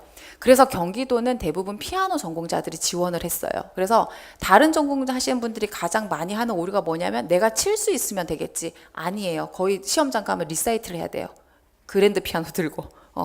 그래서 그 정도로 준비가 안 되면 사실 경기를 안 보셔야 되는데, 이제 실기에 대해서 사실 너무 많은 얘기가 떠돌고 있다 보니 내가 이걸 칠 수 있으면 시험장에 가서 칠 수 있겠지라고 생각하시는데 90% 이상이 정말 전공자들이 리사이트를 하기 때문에 점수를 정말 배려하지 않고 점수를 줘요. 그래서 경기도를 작년까지 지원하신 분, 타전공, 피아노 전공이 아닌 타전공 분들이 가장 많이 범하는 오류가 그거예요. 그래서 제가 정말 잘 쳐야 된다고, 정말 잘 치는 수준까지 하실 수 있으면 경기도를 하고, 그게 아니면 피아노 점수가 날아가는 거기 때문에 쓰시면 안 된다고 얘기해요. 근데 대부분의 분들이 실기에 대한 어떤 정확한 정보를 얻을 수 있는 곳이 사실 많지 않아요. 그래서 이런저런 얘기를 듣다 보니 이제 경기도 같은 경우는 그냥 내가 피아노를 치면 되겠지라는 경우로 근접하는 경우가 굉장히 많고, 다른 지역에 대한 어떤 시험 정보도 잘못 알고 계시는 경우가 많거든요. 근데 제가 아주 강하게 얘기 드리는 거는 그것 때문에 시행착오를 겪는 분들 너무 많이 봤기 때문에 제가 강하게 얘기를 드리는 거예요. 그래서 이거를 내가 오늘 시험 삼아 이제 해볼 방법은 집에서 녹음을 해보시는데 원템포로 막 정말 랑랑처럼 이렇게 칠 수 있는지, 손여름처럼 칠 수 있는지, 손여름처럼 쳐야 돼요. 손여름처럼 그렇게 확인을 해보시면 돼요. 원템포로 더듬더듬 악보를 보고 있으면 1년 안에 과연 내가 이걸 칠 수 있냐. 왜냐하면 추심은 난이도가 낮은 편이에요. 사랑하는 나의 아버지인가, 그건 정말 다다다다다다다 정말 장난이 아니거든요. 그래서 그걸 일단 기준으로 이게 이제 정반주라고 생각을 하시면 되고요. 그래서 충청도 지역에서는 정반주와 응용반주를 모두 다 두 개 다 같이 봐요. 그래서 또 웬만해서는 또 피아노 전공자가 아니면 도전하기가 굉장히 좀 힘들어지는 상황이에요. 그래서 이게 이제 나오는 교과서, 나오는 정반주고요. 근데 그래서 경반주를 하는 지역의 최대 수의 지역이 경기였는데 아쉽게도 경기가 바꿨어요. 그래서 이제 없어졌어요. 그래서 제주도밖에 안 남았어요. 그럼 내가 갑자기 제주도로 가야겠다고 선생님들이 결심을 하세요. 근데 제주도는 매년 시험이 바뀌어요. 그래서 지금 제주도 올해 공지가 나오고 나서 사람들이 제일 힘들어하는 게 뭐냐면 이게 정반주인지 응용반주인지 알 수 없어요. 교육청에 전화드려도 똑같은 얘기만 공지 나온 대로 그대로 계속 읽어주세요. 제가 제주도에 어떤 비리를 하지 않는 한 저도 알아낼 수 없어요. 근데 얘기 있는 뉘앙스상 약간 응용반주일 것 같은 거죠. 그래서 이렇게 아사무사한 경우가 많기 때문에 응용반주를 준비를 안 하시는 상황이 되면 굉장히 힘들어진다는 얘기예요. 그래서 추심은 정반주 악보고요. 그러면 이제 이 뒤에 이제 빨리 정리를 하도록 할게요. 울게 하소서 이게 이제 응용반주 악보예요. 그러면 응용반주 이거를 할 때 이제 어떻게 하셔야 되냐면 이걸 시창 훈련을 하셔야 되고요. 그 다음에 이제 두 번째 이 악보상으로도 그러니까 여기 코드 적어놓고 하시는 분들이 있거든요. 근데 시험장에서 코드 안 나오기 때문에 코드 있는 상태로 훈련하시면 안 돼요. 그리고 결국 이게 소프라노 문제라는 건 내가 여기에 사용할 코드를 찾아야 되는 거잖아요. 그죠? 박선 선생님이 몇 시까지라고 얘기하셨어요? 6시 반. 아, 그렇구나. 저 시간을 어겼구나. 죄송해요. 이제 최대한 빨리 말을 해보도록 할게요. 가셔야 되는 분들은 가세요. 네. 자, 그래서 여기서 내가 화성을 선택을 해야 되는 거기 때문에 이게 난이도가 사실 만만한 일이 아니고요. 울게 하소서 같은 경우는 교과서에서 최대 전조 구조를 포함하고 있을 만큼 선생님들이 이거를 화성학적으로 분석을 해보신 경우가 별로 없어요. 그래서 분석을 할 때 분명히 이것도 정반주 악보가 교과서가 있거든요. 그걸 화성적으로 일단 분석을 하셔야 되고 그 다음에 이 악보상으로도 내가 조성을 분석할 수 있는 상태가 돼야 돼요. 그래서 화성학의 어떤 최대 목표와 응용반주 할 때 최대 목표가 사실은 결국은 일치하는 거고 이게 난이도가 결국은 굉장히 높다라는 얘기예요. 그래서 울게 하소서, 그 다음에 세레나데는 이게 지금 C 마이너 키인데 교과서에 B 마이너도 있어요. 그러면 세레나데 같은 경우는 같은 조로 같은 으뜸음조로 전조를 하게 되거든요. 그러면 내가 B 마이너면 뭐를 쳐야 된다는 얘기예요. 같은 으뜸음 전조면 B 메이저를 쳐야 된다라는 거죠. 그러면 샵이 엄청나게 붙기 시작해요. 그죠? 그럼 세레나데는 사실은 장단조를 왔다 갔다 하는 악곡 중에 하나예요. 그래서 대부분 이걸 불러보시기만 하셨지 이걸 화성학 구조로 분석을 해보신 적이 별로 없거든요. 근데 이 분석이 되어 있지 않으면 응용분주 할 때 어떻게 해야 될까요? 그냥 감으로 계속 눌러요. 근데 감으로 눌러서 되는 곡들이 있지만 사실 그러니까 뒤에 산유화 같은 경우는 감으로 눌러서 그냥 갈 수 있어요. 그런데 세레나데 같은 곡은 감으로 눌러서 갈 수가 없어요. 그러면 대부분의 지역에서 응용반주 문제가 나오면 이 정도의 악곡이 나온다고 생각을 하시면 돼요. 그래서 제가 응용반주에 대해서 일단은 드릴 얘기는 그리고 이제 산유화 악보가 있고 뒤에 정반주 악보가 있거든요. 굉장히 정확하게 준비를 하셔야 돼요. 그리고 피아노를 치면서 노래를 한다는 건 멀티플레이어 때문에 이게 굉장히 쉬운 일이 아니에요. 그리고 머릿속으로는 끊임없이 내가 어떤 화성을 선택해야 되는지 생각을 하셔야 되거든요. 그러면 내가 이 악곡에 있는 모든 곡의 코드를 외우겠다. 가능할까요? 가능하지 않아요. 그런 시도를 하시는 경우도 있긴 한데 불가능해요. 왜냐하면 조성이 너무나 다양하기 때문에. 그래서 제가 오늘 수업을 할 때 일단 커리큘럼에 대한 부분은 그냥 공지를 올리면 요 정도 얘기를 들리면 일단은 아실 수 있을 것 같고요. 마지막으로 이제 제가 얘기를 드릴 때 그냥 제일 중요하게 강조를 하고 싶은 부분은 임용시험이 결국은 굉장히 음악적인 능력을 요구하고 있어요. 그래서 지금까지 내가 예를 들어서 국악 전공이어서 서양 음악을 많이 접하지 않았거나 아니면 다른 전공이라서 많이 하지 않았지만 음악적인 능력을 결국은 어떻게 거의 작곡가 학생들이 그 하는 화성학이나 응용반주를 반주를 하는 능력까지 일단은 만들어 가야 된다는 거. 그 다음에 시창청음도 그 부분까지 일단 만들어 가야 된다는 게 가장 중요한 거고요. 그 다음에 그러기 위해서는 굉장히 오랜 시간이 걸려요. 이 모든 과목들은 단기에 끝낼 수가 없는 과목들이에요. 그래서 본인의 상태에서 맞는 상태에서 시작을 하셔가지고 차근차근 100% 이해하시면서 끝까지 오셔야 돼요. 그러면 그렇게 진행을 했을 때 이게 되느냐 안 되느냐 모든 피아노까지 정말 그 바이엘 하시던 분들도 반주하실 수 있게 만들 수 있거든요. 응용 반주를 수업을 할 때. 그래서 이게 어쨌건 끝까지 하면 다 하실 수 있는 상태로 만들어 드릴 수 있어요. 국악 전공을 예를 들어서 죄송한데 국악 전공자분들이 서양 음악을 제일 힘들어 하시기 때문에 국악 전공 하시는 분들도 분명히 다 될 수 있어요. 그래서 선생님들이 이제 하셔야 되는 건 뭐냐면 이론 계획만 짜시는데 그렇게 되면 내가 운이 좋아서 1차에서 붙더라도 2차에서 죄송한 얘기지만 정말 다시 돌아오게 돼요.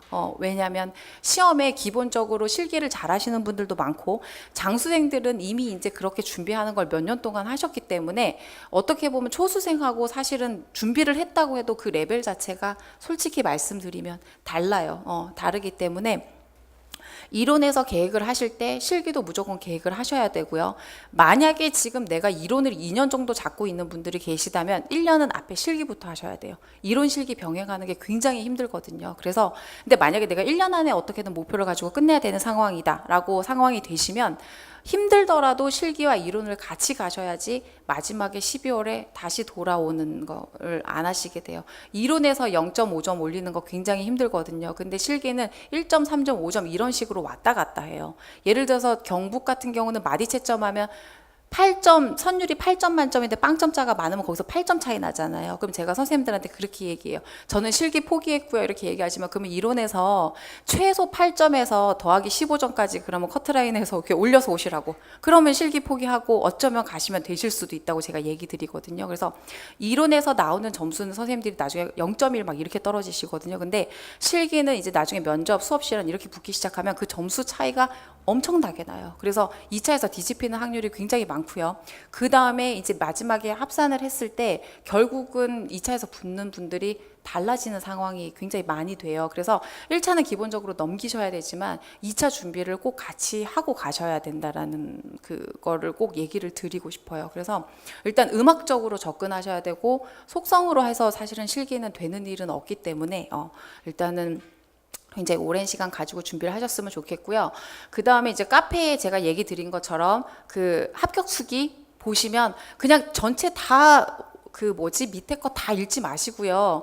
정말 미주알 고주알 써오셨는데 시험 환경이 내가 너무 체감해보고 싶어. 그러면 한번 읽어보세요. 시험장에 들어가서 땡 소리가 나면 이렇게 주시고 이제 그거 한 번은 도움이 돼요. 근데 위에 제가 시간 낭비하시지 말라고 다 정리해놨거든요. 난이도. 그래서 일단 그거 보시고요. 그 다음에 이제 저한테 상담을 하셔야 되는데 저희 지금 오늘 처음 만나면 말도 잘 안 하잖아요. 실기 상담은 선생님들이 되게 부끄러워 하셔가지고 제가 실기 상담하면 그럼 어떻게 하고 그럼 오세요. 자, 피아노 쳐볼게요. 이렇게 시작을 해요. 자, 노래 해볼게요. 이렇게 하거든요. 그 다음에 청음시험지 주세요. 이렇게 해요. 그러면 그 상담 자체를 제 얼굴을 마주하지 못하시는 분들이 훨씬 많아요. 이론은 얘기를 나누면 되잖아요. 그죠? 앞으로 할 거니까. 근데 실기는 제가 선생님들의 지점을 파악하고 그래서 얼마만큼 걸릴 겁니다. 그 다음에 이만큼 하셔야 됩니다. 얘기를 드려야 되기 때문에 뭔가 파악되지 않은 상태에서는 얘기를 드리는 게 굉장히 무의미해요. 그래서 제가 오늘 상담을 안 잡은 이유도 그거예요. 오늘 물어보시면 경기도가 정반주예요. 이것만 물어보시거든요. 그래서 이제 저랑 상담을 하시려면 스스로도 준비를 하셔야 돼요. 그게 가장 실질적인 상담을 받으실 수가 있고 그래서 제가 한 3월이나 이렇게 되면 실기 모의고사를 해요. 또 그때 또 도망을 가세요. 도망가시면 안 돼요. 저는 준비가 안 돼 있어서 준비 안 돼 있는 거 알고 시험을 보는 거거든요. 그때 무조건 오셔야 되고 그 전에 실기 상담을 받고 싶으시면 카페에 제가 방법을 다 적어놨어요. 그래서 귀찮으시겠지만 핸드폰으로 시창에서 녹음해가지고 파일 보내고 청음 문제 풀어서 채점해서 같이 파일 보내고 피아노 쳐서 보내고 이렇게 그리고 제가 전공이 뭐고 그 다음에 그동안 음악적인 교육을 이렇게 받았고 뭐 이렇게 안 했고 뭐 이런 거 있잖아요. 저는 계속 뭐 평생 음악이라고는 안 하다가 갑자기 대학 가서 했어요. 뭐 이런 거 있잖아요. 그런 얘기를 다 해주셔야지 이분이 여기서 시작해서 어느 기간 동안 얼마만큼 발전을 할 수 있겠구나. 선생님들 듣고 싶은 얘기가 그 얘기시잖아요. 그죠? 근데 본인의 정보는 주지 않고 저한테 얘기를 들으시려고 하면 사실 저는 해드릴 얘기가 없어요. 그래서 실기 상담을 받고 싶은 분들은 이제 그런 것들을 하는 건 시간이 좀 걸리실 거고 카페에 시창청원 게시판에 맨 위에 공지에 다 올라와 있어요. 그래서 일단 그 방법대로 하셔서 일단 메일을 보내주시면 되고요. 그래서 제가 아마 조만간 그러면 만나서 하는 상담도 날짜를 잡을 거예요. 그래서 이제 그때 일단 얘기를 나누면 되고요. 그 다음에 실기는 안 믿으시겠지만 본인의 성격도 굉장히 많이 반영돼요. 뭔가 무슨 일을 해도 막 의욕이 넘치는 분들 있죠. 그런 분들은 실기에도 되게 빨리 들어요. 근데 뭘 해도 나는 되게 못하겠어. 이런 분들은 사실 되게 힘들어요. 그래서 굉장히 오랜 시간 지켜봐야 되는 분들도 있어요. 그래서 제가 가급적이면 직강 수업 나오세요라고 얘기 드리는 게 그러니까 선생님들을 지켜보면 성격도 나오고 어느 정도 어느 기간을 했을 때 이 사람은 이만큼 발전하는 사람이구나. 이 사람은 똑같은 수업을 했는데 예를 들어서 천천히 가야 되는 사람이구나. 이게 다 달라요. 그래서 그거에 맞춰서 어떤 얘기를 드려야 되기 때문에 그래서 저희가 객관적으로 어떤 따라와야 되는 속도는 정해져 있기는 하지만 사실은 제일 중요한 거는 나잖아요. 지금 나의 상태와 그다음에 내가 앞으로 할 수 있는 상황이 사실 제일 중요한 거기 때문에 실기는 이제 그 상태를 만드시는 게 제일 좋고 그래서 계속 지켜보면서 커뮤니케이션을 하는 게 사실 제가 선생님들한테 마지막에 가장 좋은 조언을 드릴 수 있는 상태거든요. 그래서 사실 시험 직전에 인강으로 엄청나게 메일 같은 거 와요. 근데 제가 선생님들을 모르니까 그냥 공적인 얘기는 해드릴 수 있지만 정말 개인적으로 정말 이런 얘기를 해드리기는 사실 좀 어려움이 있거든요. 그래서 아직 거기까지는 가지 않더라도 일단 실기 상담을 이제 하려고 마음을 먹으시는 분들은 이제 피아노 그 연습해서 하시면 안 돼요. 그냥 본인의 날것의 모습을 제발 그대로 보여주셔야 돼요. 연습 절대 하시지 마시고 그렇게 해서 메일로 보내주시거나 일단 기본적으로 메일로 보내주시면 되고 제가 거기 카페에 공지를 해놨어요. 제가 실기학원 핸드폰으로 사용하는 핸드폰이 있어요. 그래서 거기에 뭔가 문자를 남겨주셔도 되기는 해요.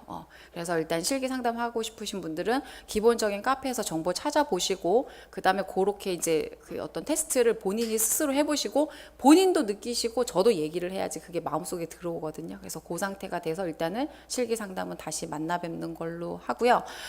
굉장히 여러 가지 상황이 있어서 복잡할 건데 굉장히 단순하게 기본적인 것부터 내가 그냥 음악적인 걸 늘린다라고 생각을 하시면 되고 기본적인 커리큘럼들이 그런 거를 늘리기 위해서 일단 만들어 놓은 상황이구나라고 생각을 하시면 조금 더 편하실 것 같기는 해요. 네. 자, 그러면 너무 장시간 고생하셨고요. 오늘은 여기까지 할게요. 수고하셨습니다.